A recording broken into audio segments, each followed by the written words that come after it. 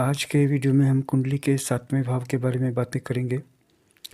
कुंडली का 7वां भाव आपके क्लोज रिलेशनशिप्स को दर्शाता है। लोग समझते हैं, ज़्यादातर लोग ऐसा समझते हैं कि ये एक हस्बैंड से वाइफ के रिलेशनशिप के बारे में है या ज़्यादा से ज़्यादा हमारी बिजनेस पार्टनरशिप के बारे में। लेकिन ये उन सभी तरह के रिलेशनशिप्स के बारे में है जो क्लोज हैं, जो हमारे दिल के बहुत करीब हैं और उनमें आत्मीयता है, फीलिंग्स मिलती हैं, भावनाएँ मिलती हैं और वो इमोशनली भी क्लोज हैं और थॉट से भी सिमिलर हैं। तो ये बिज़नेस रिलेशनशिप को भी दर्शाता है और रोमांटिक रिलेशनशिप्स को भी दर्शाता है। लेकिन जहाँ पे एक दूसरे के साथ सब कुछ अलाउड हो, यानी कि जहाँ पे लोग एक दूसरे के प्रति एक्सेस उनकी पूरी बनी हुई हो। जहाँ पे एक्सेस पूरी तरह से अलाउड नहीं है, वहाँ पर वो 5वें भाव में आता है, क्योंकि वो भी in the process of maturity है।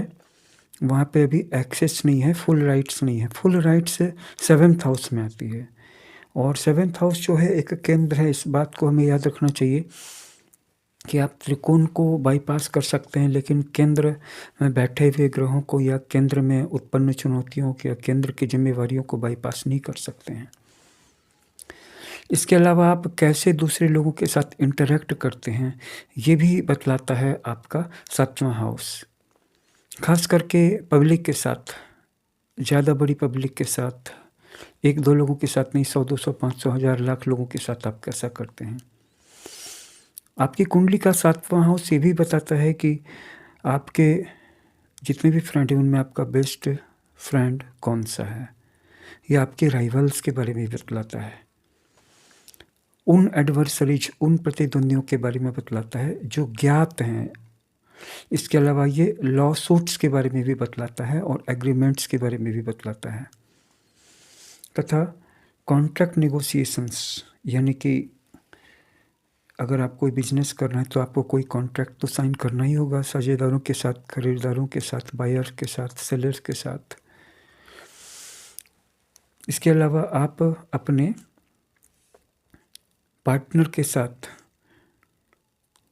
किस ढंग से पेश आते हैं, ये बात आपके सप्तमेश से ज़्यादा 7वें स्थान में बैठे हुए ग्रह तय करेंगे। तो अगर 7वें हाउस में कोई भी ग्रह नहीं बैठा हुआ है तो सप्तमेश जहाँ पर भी बैठा है वो एक अलग चीज़ है, लेकिन 7वें स्थान पर किस ग्रह की दृष्टि है, ये ज़्यादा डायरेक्ट इम्पैक्ट डालेगा। और सिर्फ अपने ही नहीं बल्कि आपके शत्रु भी, क्योंकि शत्रु भी तो क्लोज ही होते हैं ना। शत्रु वो होते हैं जो आपको भूल नहीं पाते हैं, 1 मिनट के लिए भी बेचैन रहते हैं, आपके पीछे अपना दिमाग लगा करके रखते हैं, आपके आने जाने की जासूसी करते हैं।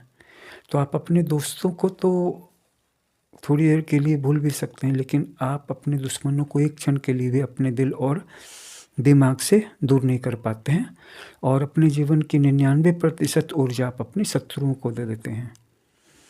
तो जो भी व्यक्ति बुद्धिमान नहीं है वो अपने शत्रुओं के साथ विरोध के कारण अपनी सारी ऊर्जा उनको दे देगा, क्योंकि आप जिसके बारे में भी सोचते हैं आप अपनी ऊर्जा उसको देते हैं।